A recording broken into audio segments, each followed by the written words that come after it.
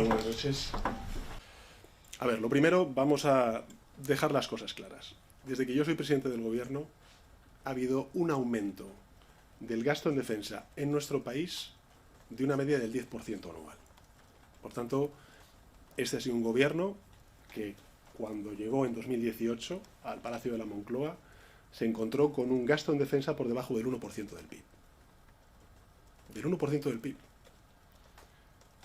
Y hemos sustantivamente aumentado el presupuesto en defensa.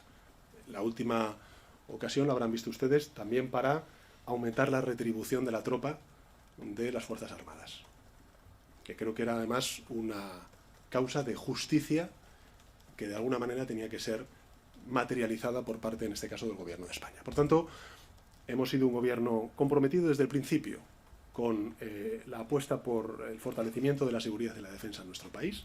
Tanto es así que, en términos absolutos, dejemos por un instante a un lado el cociente, porque afortunadamente también somos víctimas de esa buena noticia, que es el crecimiento potente que tiene la economía española, que es, bueno, pues absolutamente superior en 4 o 5 veces a las grandes economías o incluso a la media europea, la eurozona, durante estos años y en este contexto tan complejo. Bueno, somos el 10º contribuyente de la OTAN, en términos absolutos.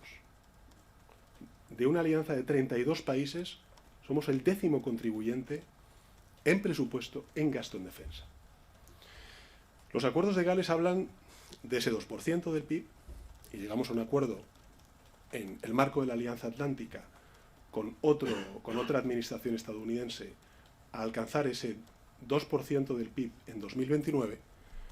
En los acuerdos de Gales, quiero recordar el año 2014, se plantean otros 2 criterios, además del 2%.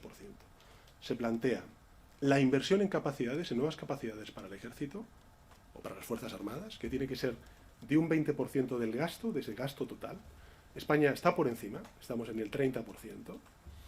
Y finalmente, el compromiso del gobierno o de los gobiernos por participar en operaciones OTAN. Nosotros estamos en todas, salvo en Kosovo, por razones evidentes. Estamos en todas. Estamos en todos los países del Báltico, estamos en la mayoría de los países del frente oriental de la Unión Europea, salvo Hungría, estamos en Eslovaquia, como he dicho antes, estamos en Rumanía, en Bulgaria, y lo estamos porque, y además es lo paradójico, estamos garantizando la seguridad, por ejemplo, aérea, en países que tienen presupuestos en defensa superiores al 2% de su PIB.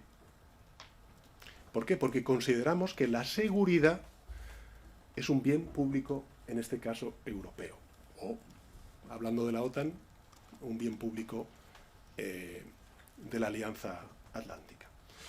Por tanto, en ese contexto, si la Comisión hoy, en un Consejo Extraordinario, ha planteado nuevas herramientas, nuevos instrumentos, entre ellos la flexibilidad de las reglas fiscales, para que entre todos los europeos hagamos un esfuerzo de llegar a ese 2% y por tanto invertir más, pero sobre todo a partir de ese momento invertir mejor, es decir, hacer un diagnóstico común de cuáles son las capacidades que necesita Europa, no cada país, Europa, para hacer frente a las amenazas que tenemos por delante, sea Rusia o las que antes he comentado respecto al sur, pues es evidente que todos tenemos que hacer un esfuerzo, y un esfuerzo anticipado respecto a lo que nos habíamos marcado antes, que era el año 2029.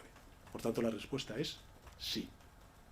Y es lo que evidentemente informaré a todos los grupos parlamentarios la próxima semana cuando me reúna con ellos.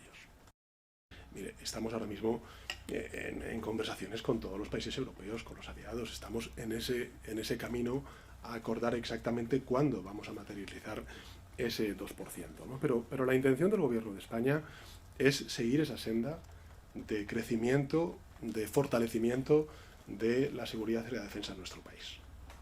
2, sobre las métricas, que es lo que usted dice, qué se contabiliza como defensa, qué es lo que no se contabiliza como defensa. Bueno, ahí están las métricas OTAN, también estarán las métricas que se pongan en marcha por parte de la Unión Europea.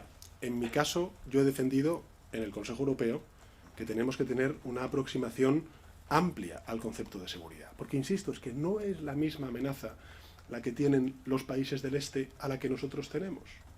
Al menos desde el punto de vista material.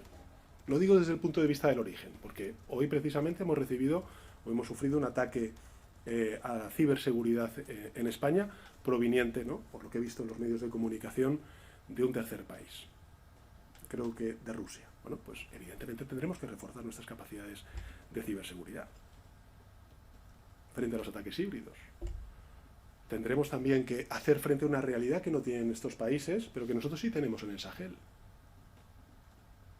Por tanto, los instrumentos, las políticas que debemos poner en marcha son matizadamente diferentes, compartiendo, lógicamente, el propósito que tenemos todos de mejorar la seguridad y la defensa de nuestro proyecto político y de nuestro proyecto comunitario.